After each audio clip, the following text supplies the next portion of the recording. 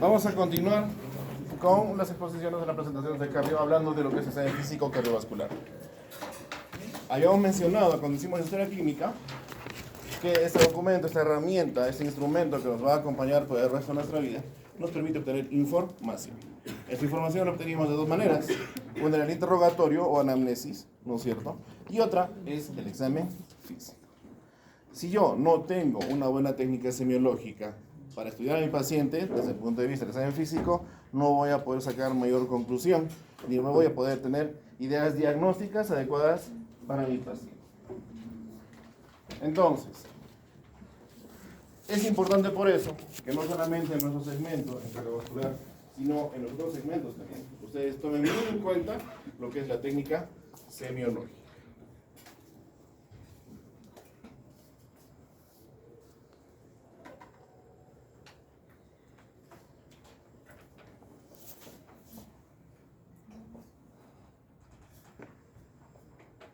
Como estamos hablando del segmento de cardiovascular, debemos tomar en cuenta que el componente del examen físico va a ser dividido en dos: el examen físico cardíaco netamente y el examen físico vascular.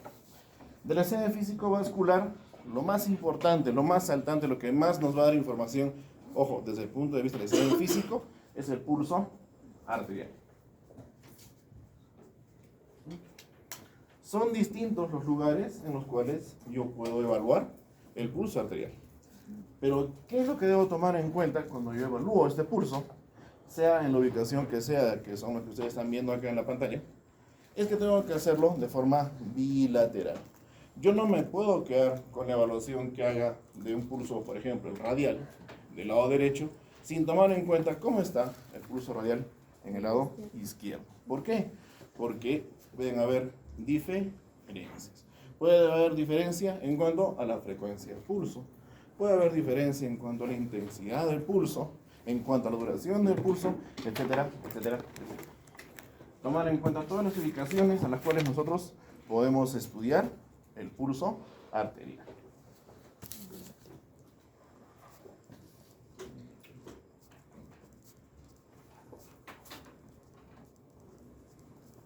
¿Qué cosa es lo que yo debo buscar cuando evalúo pulso arterial?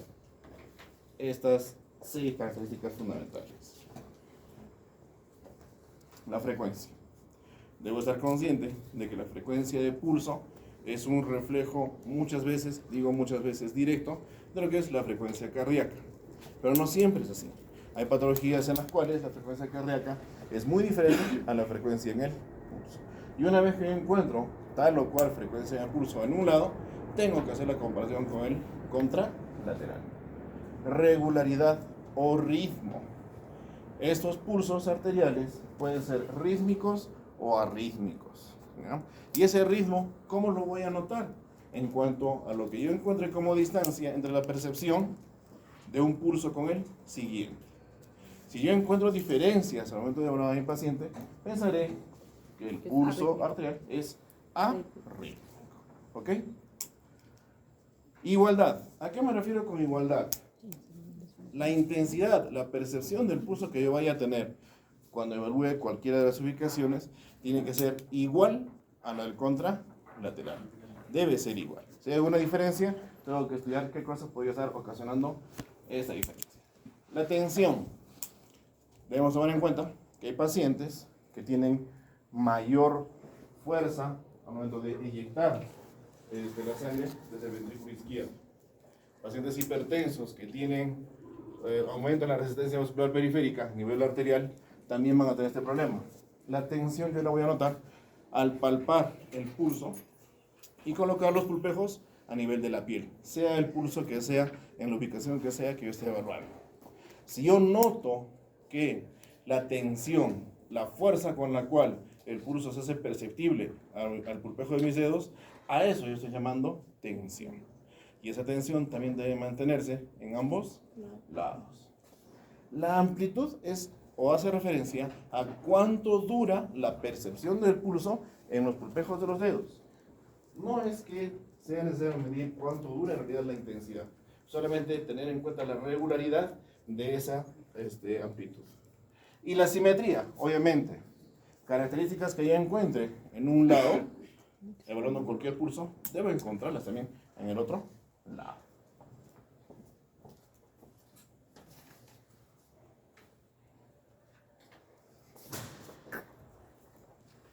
Ya habíamos hablado de lo que es la tensión arterial, les acabo de explicar, y hablemos un poco de lo que es el pulso carotídeo. De todos los pulsos que ustedes han podido ver en la lámina, en las diferentes ubicaciones, el pulso carotídeo es uno de los más importantes a ser evaluado, porque ese pulso carotídeo nos permite determinar si hay un adecuado flujo de sangre hacia el cerebro. Si nosotros tenemos pulsos carotídeos que sean débiles o pulsos carotídeos que sean imperceptibles, debemos sospechar que el volumen circulante en el paciente está muy comprometido, está muy disminuido. Y eso significa, entre muchas otras complicaciones, isquemia cerebral. Significa que el paciente tiene muy pocos minutos para entrar a un fallo cerebral irreversible. Y lo peor, sí, o sea, total. Cuando nosotros hablamos de disminución en el flujo sanguíneo, ese flujo sanguíneo no respeta regiones, no respeta zonas, no está a expensa de la arteria cerebral media o de la basilar, no, agarra todo. Y el problema neurológico isquémico es generalizado. Por eso es importante tomar en cuenta el pulso carotídeo.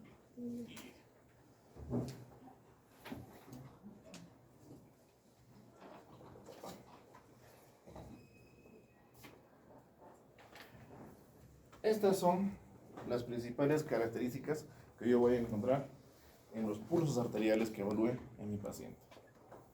Siempre tomando en cuenta que en el eje de las X tenemos tiempo y en el eje de las Y tenemos amplitud. ¿Ok? Lo de arriba es lo normal, ¿ya? Esto no está en una escala, no está en un papel milimétrico como para saber si este es real la escala o no. Son referenciales nada más los gráficos, ¿ya? Lo normal, más o menos, tiene esta distribución. Son regulares, estamos viendo, no son muy amplios y tiene una separación entre cada uno permanente. Es de la misma separación, podríamos decir. ¿Qué pasa cuando yo tengo un pulso más amplio? Lo voy a llamar amplio o magnus, como ustedes están viendo acá. Si estoy viendo que es más amplio, la flechita me está diciendo, está un poco más elevado que el normal. La amplitud es mayor. ¿Y en qué caso se puede encontrar un pulso magnus? Entre las principales, la insuficiencia aórtica puede ser un caso. Problemas de esclerosis vasculares a nivel aórtico también es frecuente. La hipertensión arterial. La hipertensión arterial definitivamente es un hallazgo o es una patología en la cual yo tengo esta particularidad en sus pulsos. La fiebre puede presentar o no pulsos magnus y también cuando estamos en situaciones de ejercicio o estrés. Este es un magnus. ¿Qué pasa si yo combino aumento de intensidad con aumento de la frecuencia? Hablo de un magnus y celer. O también, si les gusta los epónimos, el pulso colapsante de Corrigan. Si se dan cuenta, es mucho más la amplitud y mucho mayor la frecuencia. En ese caso, lo que yo puedo encontrar como patologías es fundamentalmente la insuficiencia aórtica cuando esta ya está muy avanzada y en los procesos de fístulas arteriovenosas, pero que no es muy frecuente. Eso es cuando la intensidad del pulso salta. Pero ¿qué pasa cuando se disminuye esa intensidad? Hablamos de pulsos pequeños, llamados también parvos. ¿En qué casos yo puedo encontrar pulsos de baja intensidad? En hipotensión arterial, obviamente, si he dicho que en hipertensión arterial aumentaba la amplitud, en hipotensión esta amplitud disminuye. En insuficiencia cardíaca también, obviamente porque hay un fallo de bomba a nivel del ventrículo izquierdo y esto hace pues que no haya una buena contracción y por ende la presión intravascular disminuye. Y en taquicardias paroxísticas. Pulso parvus. Ahora, ¿qué pasa si combino una disminución en la amplitud y un enlentecimiento en la frecuencia? Hablamos de un parvus y tardus, ¿no? ¿Y cuál es la patología más importante, más frecuente con esta? Las estenosis aórticas graves, ¿no? Vamos a irnos al contrario de este último. Vamos a tener amplitudes pequeñas, pero mayor frecuencia. parvus y celta. Este, característico de la insuficiencia mitral. ¿Ya? Entonces, es fácil darse cuenta que hay patologías que van a ser características en cuanto a presentar tal o cual tipo de pulso.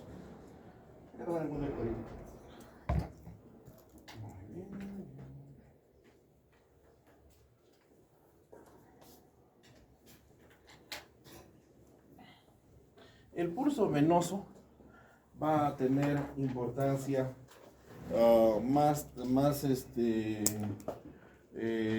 notable al momento de evaluar lo que son las venas yugulares y para cuando nosotros querramos medir la presión venosa central.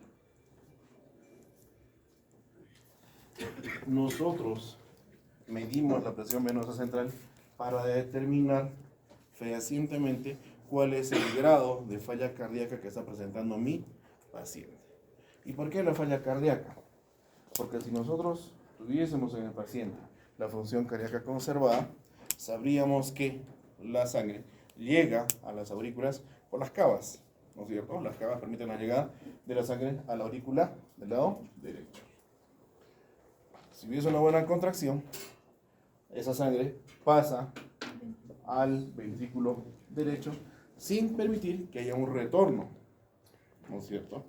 Cuando yo tengo una cardiomiopatía dilatada, por ejemplo, a nivel de la aurícula derecha, el volumen que contiene o que llega a la aurícula derecha retorna, ¿ya? Y una forma de retorno se manifiesta hacia la vena yugular.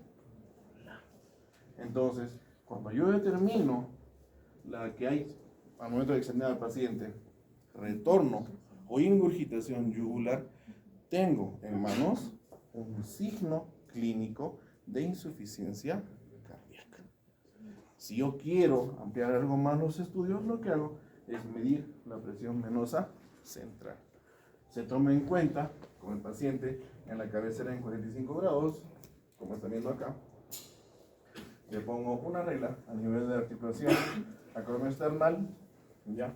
Que es el nivel normal. La regla está en 0 acá, ¿ya? Y normalmente no se debería ver cuál es el retorno, porque sí hay pequeño retorno, pero es difícil hasta menos o por debajo de 5 centímetros. Cuando yo tengo la elevación mayor o igual a 3, ya se hace evidente el retorno de la sangre. Ahí yo estoy hablando de una patología relacionada a lo que es la aurícula derecha, con manifestación de la ingurgitación yugular. ¿Ok?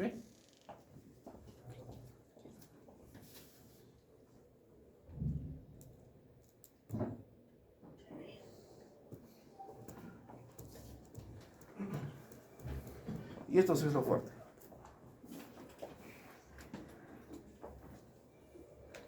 Nosotros acá lo que tenemos es una figura que nos permite recordar anatómicamente cuáles son las estructuras que yo puedo encontrar a nivel de la silueta cardíaca topográficamente en el paciente. Ya debo entender que la aorta está dibujada por acá. Todo este de acá es el borde izquierdo. Fundamentalmente el ventrículo izquierdo es este de acá abajo, ¿no es cierto? Tenemos el ventrículo derecho por acá, por este lado, ¿ya? Un poquito para arriba la aurícula derecha. Y acá tengo lo que son las cavas, al menos la cava superior y ambos lados las arterias pulmonales, hacia la izquierda, hacia la derecha. Esta es la ubicación anatómica que yo debo buscar al momento de evaluar a mi paciente. Y esta imagen también me permite entender cuál es la disposición radiológica que tienen los órganos cuando yo estudie una radiografía de tórax. Entonces, tomando en cuenta ese recuerdo anatómico con sus reparos, debemos entender que nuestro examen físico se va a regir por los pasos que todo examen semiológico tiene, que es una inspección, palpación, percusión y auscultación. Lo habíamos mencionado en la anterior clase, ¿no es cierto? No se altera el examen físico cardiovascular, no altera, mejor dicho, el examen físico cardiovascular, el orden de estos pasos. Entonces, cuando yo inspecciono al paciente, lo único que hago es ver cómo está el precordio, todo lo que es el precordio. ¿Y qué cosa es lo que puedo ver a simple vista? Puedo ver la textura de la piel, puedo ver cambios de coloración en la piel, puedo ver movimientos en tórax que no sean normales, habiendo visto otros pacientes obviamente. Puedo ver alteraciones entre un hemitórax y el otro. Puedo ver movimientos respiratorios anormales. Son varios datos que yo puedo tener solamente observando al paciente. En casos extremos, ¿qué cosa es lo patológico más saltante que yo podría ver? Si el tórax no está catalogado como inestable, es tórax estable, ¿qué le pasaba a tórax estable? No, pase, adelante. Chicos, si ha pasado la hora de los orales y llegan un poco tarde y quieren entrar, entren, no hay ningún problema. ¿Ya? Solamente que sí. ¿Ok? Entonces, ¿qué es lo que yo puedo evidenciar o que puedo observar que sea patológico y que me tiene que llamar definitivamente la atención? El golpeteo o el pateo del ventrículo izquierdo de la punta del corazón. Si yo evalúo eso, ya tengo que parar las orejas. ¿Ya? Eso es un tórax que sea estable. ¿Qué cosa es un tórax estable? Es que vamos a un poco de tema. Un tórax estable es aquel tórax que no está comprometido con patología traumatológica. Por ejemplo, un accidente de tránsito, o una agresión física, una caída, qué sé yo. Cuando lo cataloga el tórax como inestable es porque hay múltiples fracturas de repente, ya sea en un solo hemitórax o en ambos, y altera toda la estructura o toda la anatomía cuando se hacen los movimientos respiratorios. Puede que un hemitórax se eleve mucho más que otro al momento de tomar aire o exhalar. Puede que ambos sean simétricos, pero con cambios de coloración en la piel, equimosis, etcétera, etcétera. Entonces, eso me hace pensar que el tórax es inestable. Eso es otro tipo de manejo. Cuando el paciente no tiene ningún tipo de antecedente traumatológico en tórax, puedo ver eso como alteración fundamental, algo que me debe llamar la atención. El siguiente paso es la palpación. ¿Qué cosa es lo que yo busco al palpar al paciente? Primero, lo que tengo que ver es, cuando yo palpo al paciente, lo primero que percibo es la temperatura de la piel. ¿Ya? ¿Por qué es importante la temperatura en el examen cardiovascular?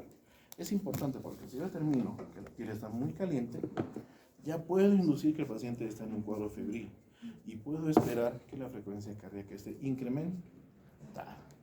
¿Ya? Cuando yo hago las maniobras de palpación, tengo que agarrar, como se está viendo en la figura, el precordio con la mano hábil, con la mano derecha, que es la evaluante, poniendo el pulgar sobre el esternón.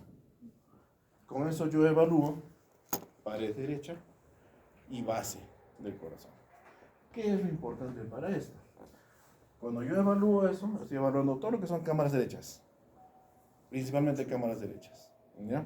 Y algo punta el corazón con el término de los dedos. Esta es otra forma también de evaluar. Pero no puedo evaluar bien cámaras izquierdas. Y en las cámaras izquierdas la que me importa evaluar mucho más es el ventrículo izquierdo. Entonces, para eso yo lo pongo a mi paciente. Si ustedes están viendo acá, el paciente está en decúbito dorsal, ¿no es cierto? Lo pongo en decúbito lateral del lado izquierdo y lo pongo en esta posición al paciente. Y ahí me oriento un poco más al palpar lo que es la punta del corazón. Esa maniobra se llama pacho, ¿no es cierto? Entonces, lo que yo busco acá es identificar choque de punta. Si es algo que de repente la expresión no he podido evidenciar, puede que sí lo encuentre a la palpación. Otra vez. Eso. Repite esto nomás. ¿Sí?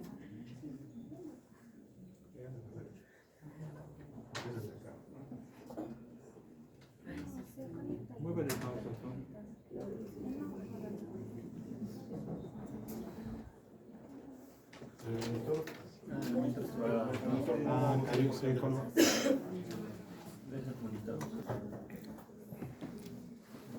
entonces, eso es lo que corresponde a lo que es la palpación. Percusión.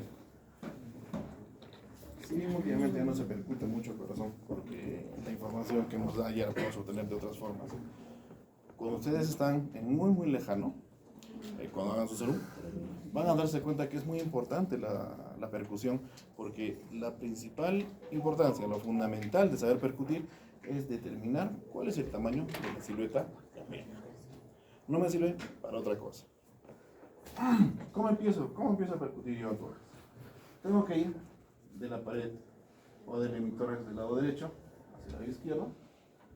Tengo que ir por debajo de la clavícula hacia abajo y más o menos por debajo de la punta del corazón hacia arriba.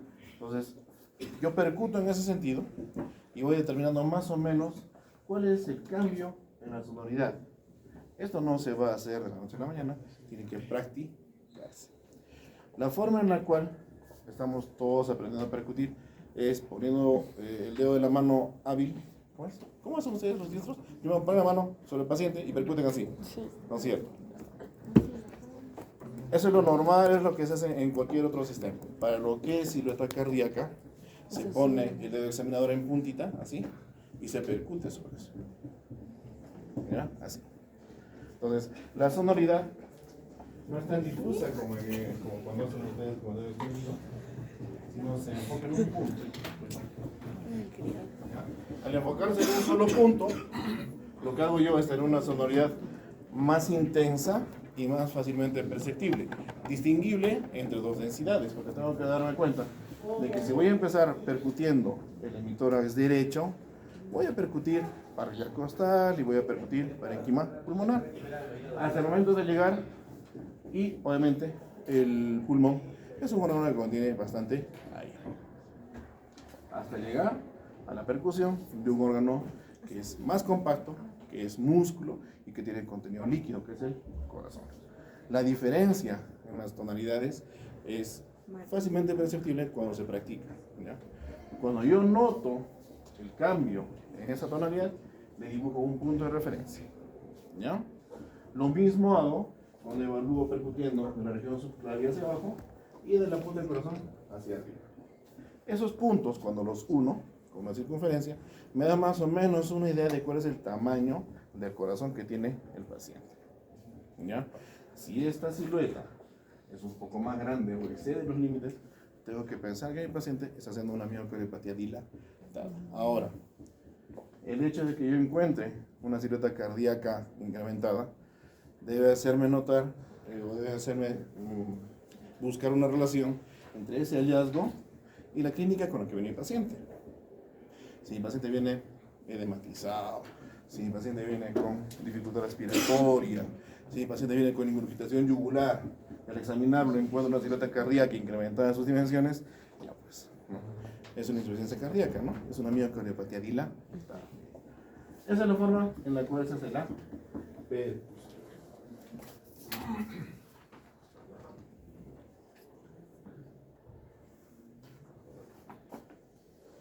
Listo. Y ahora sí, vamos a irnos a lo que es la auscultación. De todos los pasos del examen físico cardíaco, es la auscultación la que nos va a dar la mayor cantidad de información.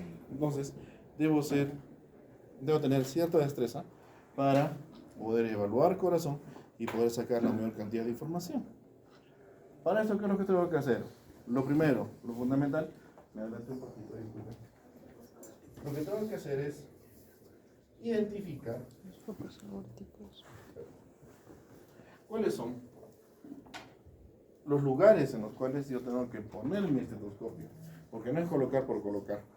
Hay lugares que son específicos para que se ubique el estetoscopio y se puede hacer un buen examen físico cardíaco. Esos son los focos de auscultación. Dependiendo de la bibliografía, algunos le ponen más, otros le ponen menos, pero nosotros vamos a manejar estos 5 focos de auscultación, que en el orden del examen físico serían el foco aórtico, que es el rojito, el foco pulmonar, que es el amarillito, ¿ya? El foco tricuspidio, que es el violeta, el fucsia es el mitral, y el accesorio aórtico, el verdecito, ¿ok? Pedagógico. Tengo cómo recordar los focos de auscultación. Y acá lo que tengo son los puntos de reparo anatómico, o sea, dónde debo encontrar cada uno de estos focos de auscultación. ¿Qué cosa es lo que yo evalúo en un foco de auscultación mientras se van familiarizando con los puntos del aparato anatómico? Lo que yo evalúo son ruidos cardíacos. ¿Ok? Ruidos cardíacos. De esos cuales, dos ruidos cardíacos son normales. El primer ruido cardíaco y el segundo ruido cardíaco. El primer ruido cardíaco, ¿quién me lo da? Fisiología Coquito. Válvulas auriculoventriculares. Listo, bacán. Segundo ruido, las semilunares, ¿no es cierto? Hasta ahí llegamos. El tercer ruido es fisiológico o es patológico. ¿Siempre? ¿De qué depende? ¿Quiénes podrían tenerlo que sea fisiológico? Pediátricos, ¿ya? Claro, pediátricos, ¿ya? ¿Qué más? Mujeres, ¿ya? Gestantes, ¿ya? Y deportistas de alta competencia. Ellos pueden tener un tercer ruido que sea fisiológico. Todos los demás es patológico. Y obviamente, el cuarto ruido definitivamente es patológico para cualquiera. ¿Ok? Listo. Ahora, esos ruidos, muchas veces, en su alteración, van acompañados de ruidos sobreagregados. Esos ruidos sobreagregados responden fundamentalmente a patologías valvulares, ya sea insuficiencia o sea en estenosis. Y estos ruidos sobreagregados se llaman soplos. ¿Ok? Entonces, cuando yo ausculte un ruido cardíaco acompañado de un soplo, tengo que sospechar que hay una valvulopatía de por medio. Pero ¿y cómo determino cuál es la válvula que está comprometida? Va a depender del foco de auscultación que estés evaluando para determinar cuál es la válvula que está comprometida. A ver. Por ejemplo, allá, continuamos un poco más. Estos soplos, ¿ya? Estos ruidos agregados que son soplos, también va a depender mucho de la bibliografía, pero lo que se acepta es que tengan 6 tipos de intensidades, no 4, son 6, ¿ok? De las cuales las intensidades 1, 2 y 3 se caracterizan por no presentar frémito, mientras que las 4, 5 y 6 sí presentan frémito. Ojo con ese dato, porque puede venir en el caso clínico. Entonces, vamos a pasar a ver cómo se hace, cuál es la forma en la cual se hace el uso de estos focos de auscultación. Pongamos que estamos evaluando el foco óptico, ¿ya? El foco óptico. ¿Recuerdan cuál era el reparo anatómico del foco óptico? Segundo paso intercostal. ¿Qué lado? Al lado del esternón Derecho, derecho. ¿ya? ¿Qué más? Línea paraesternal de derecha. Listo. Lo tengo por acá. ¿Ya? Todos de acuerdo. Si es el foco órtico, ¿qué estoy evaluando?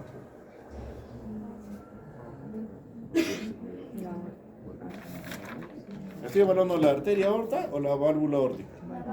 La válvula órtica. ¿Ok? Listo. ¿Qué es una válvula? Ustedes en anatomía han podido ver, han disecado válvulas. En anatomía han hecho temas, ¿no? Cuando lo vemos transversalmente, esta es una válvula, ¿no es cierto? Que tiene sus válvulas, el aparato valvar, ¿no es cierto? Cuando lo vemos desde el punto de vista de la posición anatómica en el paciente, una válvula se vería más o menos así y tendría dos movimientos o dos momentos en los cuales se ubica o se posiciona esta válvula. Uno es cuando pasa la sangre, en el cual las válvulas se abren, ¿ya? Y otro es en el cual la sangre deja de pasar y empieza a contraerse la cámara inferior, que se forma una suerte de para. Si esto fuese aurícula izquierda y esto fuese ventrículo izquierdo, estamos acá en la sístole auricular. Se contrae la aurícula, pasa la sangre al ventrículo izquierdo y se abre el aparato. Bueno, si estamos estamos acá y sigue siendo aurícula izquierda y esto, aurículo izquierdo, estamos en diástole. ¿Ok? En la diástole empieza a haber un llenado de la sangre hacia la aurícula izquierda, producto de la llegada de las arterias pulmonares. Entonces, cuando la sangre empieza a llegar a la aurícula izquierda, se forma una suerte de pequeña presión negativa. Las paredes que estaban contraídas empiezan a dilatarse, empiezan a jalar volumen. Si jalan el volumen que viene de las venas pulmonares, van a empezar a jalar las membranas de la válvula mitral en este caso. ¿Ok? Listo. Eso es lo normal. Pero ¿qué pasa si mi aparato valvular cae en estenosis?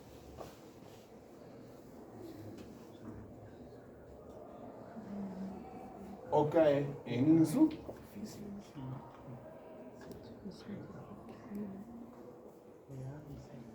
Sigue siendo aurícula izquierda, sigue siendo ventrículo izquierdo.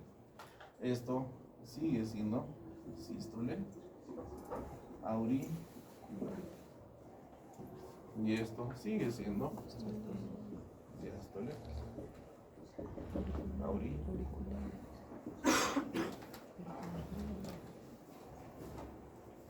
¿Qué estamos viendo acá?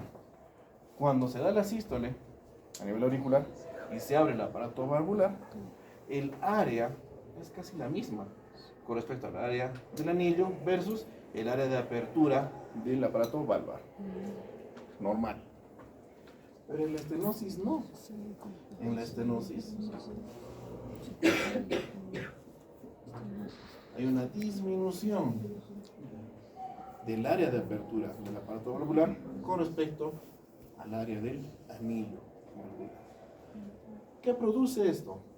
Esto produce una suerte de turbulencia, produce una disminución en la capacidad de pase de la sangre de la aurícula al ventrículo. ¿Qué tiene que hacer acá el corazón? Hacer más fuerza a nivel auricular. Y si hace más fuerza, como cualquier músculo, va a empezar a agarrar espesor. Hablamos de la hipertrofia miocárdica. En el caso del corazón, el primer tipo de hipertrofia que se va a instalar es la hipertrofia concéntrica, o sea, de lo que esto es la aurícula izquierda, ejemplo nada más. Cuando empieza a hacer o empieza a querer vencer esta disminución de área, el grosor del músculo empieza a crecer hacia adentro. No se altera el tamaño de la cavidad, pero se pierde volumen para aceptar más sangre. Esa es la primera parte de la cardiopatía hipertrófica. La segunda parte, si esto no se trata, no recibe ningún tipo de tratamiento y continúa la historia de la enfermedad, empieza a haber un aumento del espesor de la pared, pero ya también hacia afuera. Ya la cavidad ectoscópicamente, imaginológicamente se hace más grande. Puede que el volumen intraluminal haya mejorado, pero ya la hipertrofia está condicionando un agrandamiento de la cavidad o de la aurícula. Esto cuando estamos todavía en cardiomiopatía hipertrófica. Llega un momento en el cual el corazoncito tanto se ha esforzado, como les pasa a todos ustedes cuando van al gimnasio, se fatiga el músculo y se tiene que relajar. En el caso del corazón, esa relajación empieza a ser irreversible. Y de lo que está así crecido, el volumen o el tamaño de la aurícula no disminuye, pero la capa muscular se hace mucho más delgada. Criterio nada más. Si tengo menos músculo, ¿podría hacer la misma fuerza que hacía antes? Imposible. El corazoncito, o en este caso la aurícula izquierda, se convierte en una pequeña bolsa que poco se puede contraer. Acá, el corazoncito ya entró en falla. Cuando hablamos de la tan mental insuficiencia cardíaca, nos damos cuenta de que estamos acá. Eso. ¿Ok? No puedo creerlo. Esto parece sabotaje. Rosy. Alguien no quiere que abracemos. Claro. Vamos al foco órtico. Entonces lo que evaluamos en cada foco de ocultación es la función valvular. Ya sea, si es que encuentro soplo, tengo que determinar si este soplo es de sístole o es de diástole. Estoy hablando del aparato valvular de la arteria aorta, o perdón, la válvula aórtica. Tengo que definir bien si este soplo que yo estoy auscultando correspondiente a sístole o a diástole. Primero tengo que saber en cuál de los ciclos está. Pongo la membrana de mi estetoscopio, escucho el ritmo cardíaco y escucho su soplo. El siguiente paso es agarro el complejo de mis dedos y me voy al pulso radial. Comparo si el soplo que estoy auscultando aparece al mismo tiempo que el pulso radial estimula el complejo de mis dedos, estoy hablando de un soplo sistólico. Si el pulso radial aparece cuando no coincide con el soplo cuando lo estoy auscultando, es un soplo diastólico. Si coinciden, sistólico. Si no coinciden, diastólico. Muy bien. Pongamos que es un soplo sistólico. ¿Ok? Si es un soplo sistólico, ¿qué es lo que está pasando en ese momento a nivel de la aurícula izquierda? Es un soplo sistólico, ¿no es cierto?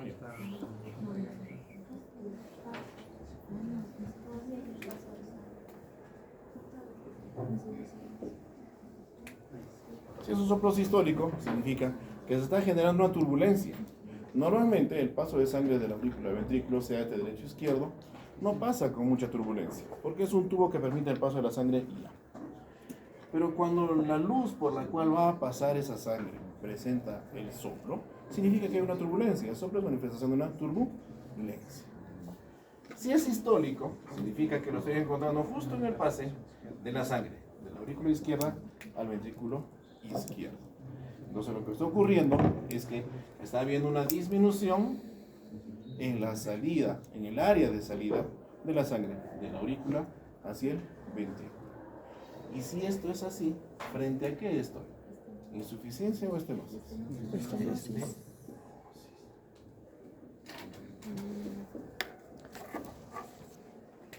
Lo que tengo es una estenosis aórtica.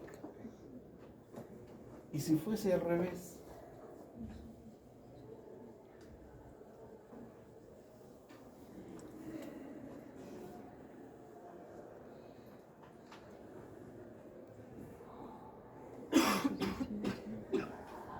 Pongamos que estoy auscultando y el soplo no coincide con el pulso real en el complejo de mis dedos. Es el soplo de una insuficiencia. ¿Cómo determino insuficiencia? Siempre el estudio va a ser con respecto a la actividad muscular del ventrículo izquierdo. Cuando el ventrículo izquierdo se contrae, permite la salida de sangre por la arteria aorta, ¿no es cierto? Pero el soplo no se origina. Estamos dando, es la mitad. Sorry. Acá está el anillo aórtico. ¿Ya? Y acá. Cuando se contrae el ventrículo izquierdo, pasa la sangre del ventrículo hacia la arteria aorta. Y pasa normal, porque no hay ningún problema. Hemos dicho que no coincide el soplo con el pulso radial. El problema es cuando se termina de contraer el ventrículo izquierdo y empieza a recibir sangre de la aurícula izquierda. ¿Qué les acabo de decir hace un momento? Cuando se termina la contracción, empieza la relajación. Y cuando empieza la relajación, se da una suerte de pequeña presión negativa. El ventrículo, al momento de empezar a relajar sus paredes, empieza a jalar volumen también, que llega de la aurícula izquierda y que retorna de la aorta, porque su anillo valvular es incompetente.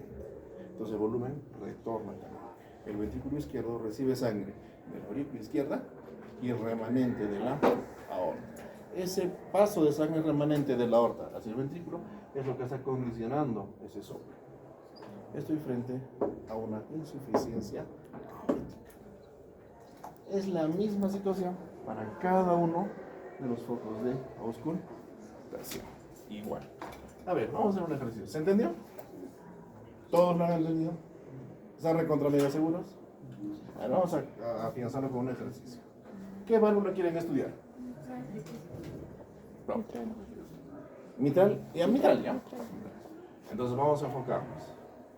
Esta es la válvula mitral. Listo. Muy bien. La válvula mitral que divide la aurícula izquierda y el ventrículo izquierdo. ¿Cuál es el foco mitral? ¿Cuál es su punto de reparo anatómico?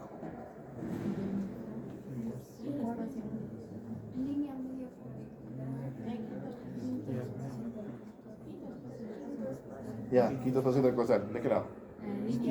Ya, intersección con la línea media clavícula. ¿No es cierto? Listo. Muy bien. Válvula mitral. Pongo mi estetoscopio en el foco mitral. ¿Qué quieren? ¿Que coincida o que no coincida? Que no coincida. ¿Ya? Entonces, esto es un soplo diastólico.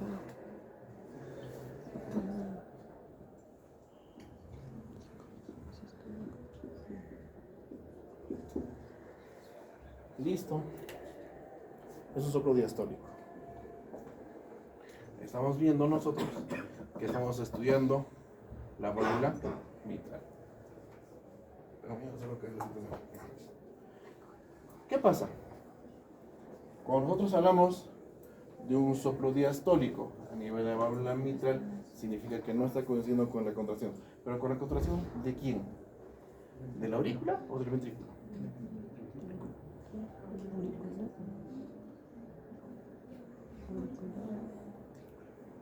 Cuando hablamos de un soplo diastólico a nivel del foco mitral, diastólico, hablamos de la contracción o del ruido que se produce, del soplo que se produce por la contracción de aurícula o de ventrículo.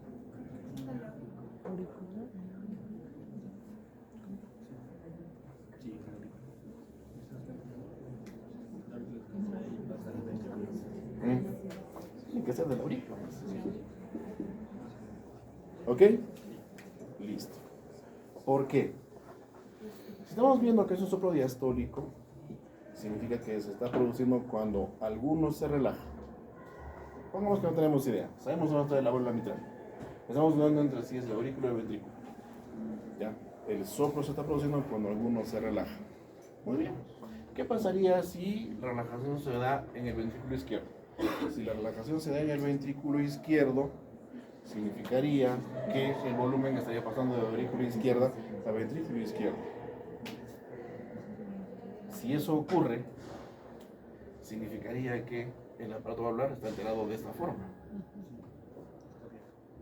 Eso coincide con la contracción del ventrículo izquierdo, no, coincide con la dilatación o con la relajación, ¿no es cierto?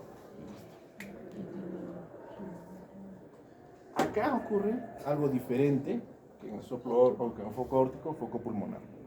El orden se invierte. Siempre vamos a estudiar nosotros el ventrículo izquierdo. Siempre, siempre, siempre. Para la patología mitral también. Cuando nosotros hablamos de un soplo diastólico, hablamos de la diástole del ventrículo izquierdo. No está foco mitral, si el foco es... Ya, esto. Revisen el punto 3. Hagan el seguimiento con lo que estamos explicando acá. Estamos estudiando un soplo diastólico en foco mitral. Si tomamos en cuenta la función del ventrículo izquierdo, cuando hace diástole el ventrículo izquierdo, jala volumen de la aurícula izquierda. ¿No es cierto? Jala volumen. Ese volumen es el que produce el ruido cardíaco. Significa que el aparato valvar,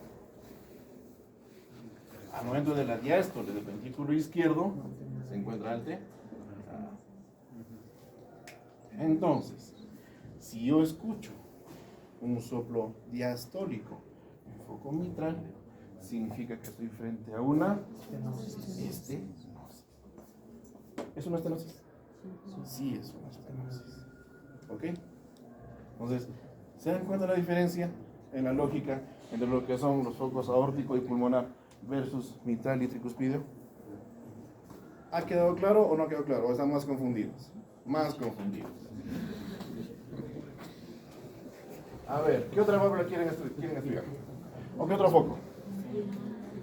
El pulmonar, ¿ya? Listo. Foco pulmonar. Entonces, cuando hablamos del foco pulmonar, hablamos de la arteria pulmonar.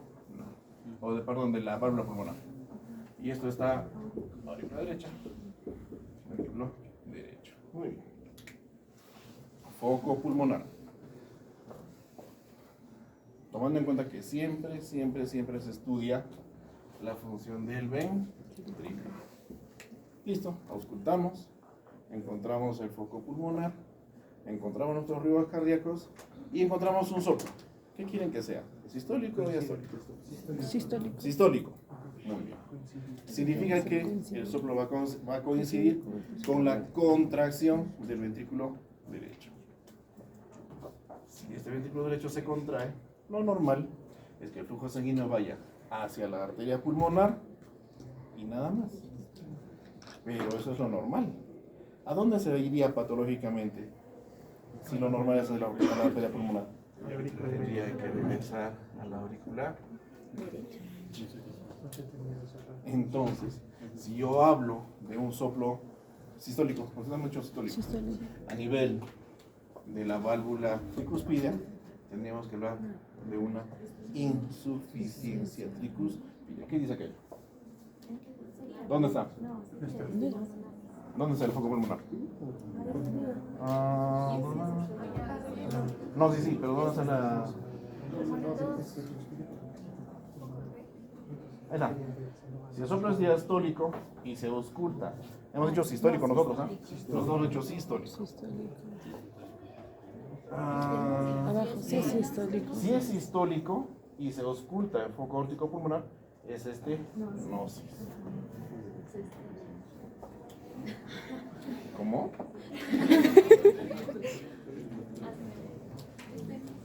¿Hemos dicho diastólico o sistólico? Sistólico.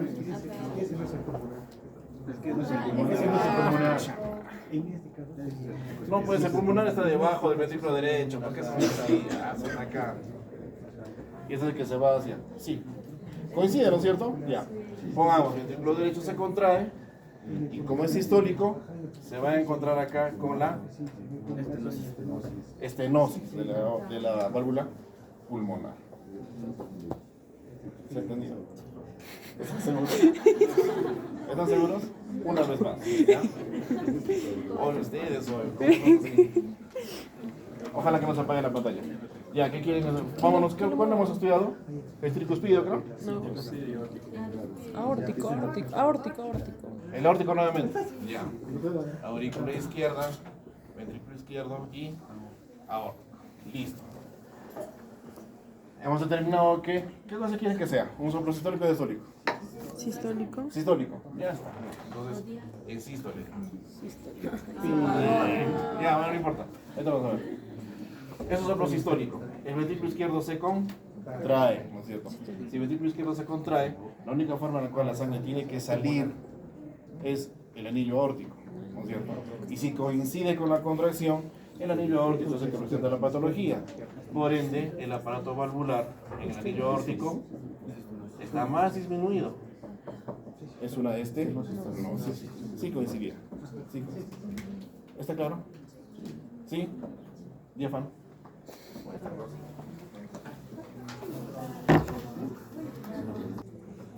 ¿Qué válvula dijeron? ¿Cuál querían? ¿Cuál te gusta? Ya,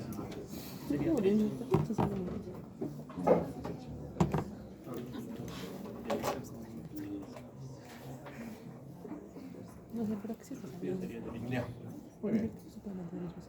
Entonces, tenemos acá el aparato valvular.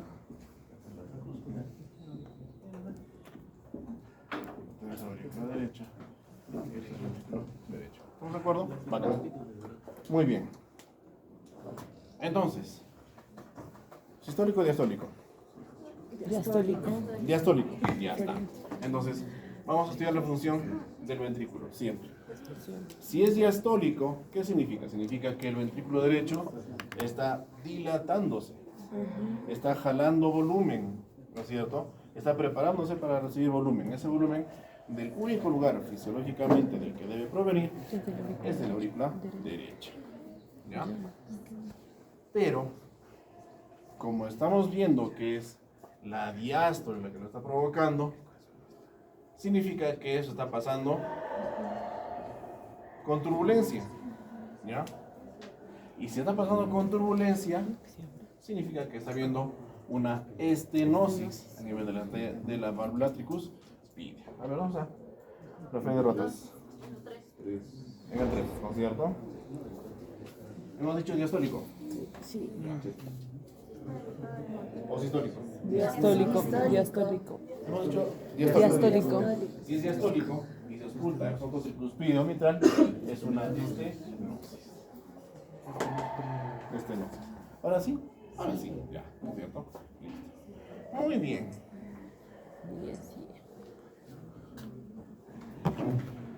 Ya, ahora sí. ¿Alguna duda, algo más? ¿Quién más tiene entendido?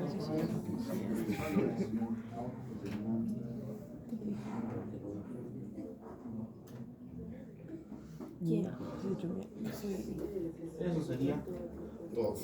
¿Ha quedado claro? Miren, es importante por eso que nosotros nos familiaricemos con el examen físico. Una recomendación: no se vayan de frente a buscar patológicos, porque no les va a ayudar. Evalúen primero pacientes que sean que no sean cardiópatas o que sean cardíacos normales. Agarren la familia, váyanse a la casa y túmbenlos a todo lo que se encuentren y métanles estetoscopio a todos, a toditos. Familiarícense. Incluso ustedes mismos, si son cardiópatas, ocúltense ustedes mismos. Familiarícense con los ruidos cardíacos, es la verdad. ¿Pero por qué? ¿Hay algún cardiópata acá? Nadie. Que yo sepa, Que no. les haya roto el corazón es otra cosa. Que yo sepa, no. Pero que sean cardiópatas no, pues. Entonces, se usan ustedes mismos, se familiarizan con los ruidos cardíacos. Una vez que tengan, a ver chicos, una vez que tengan ya la práctica y tengan el conocimiento de cómo se escucha un ruido cardíaco normal, ahí recién pueden irse a lo patológico y se van a dar cuenta. Si yo estoy familiarizado bastante con lo normal, lo patológico me va a gritar cuando lo encuentre, ¿ya? Revísenlo. Esto en el masilla está bien detallado, ¿ya? Esta es una pepa nada más. Entonces, tomen en cuenta y de esto vamos a evaluar a la siguiente clase. Ok. Si no hay más preguntas, si no hay dudas, eso es todo, chicos. Gracias.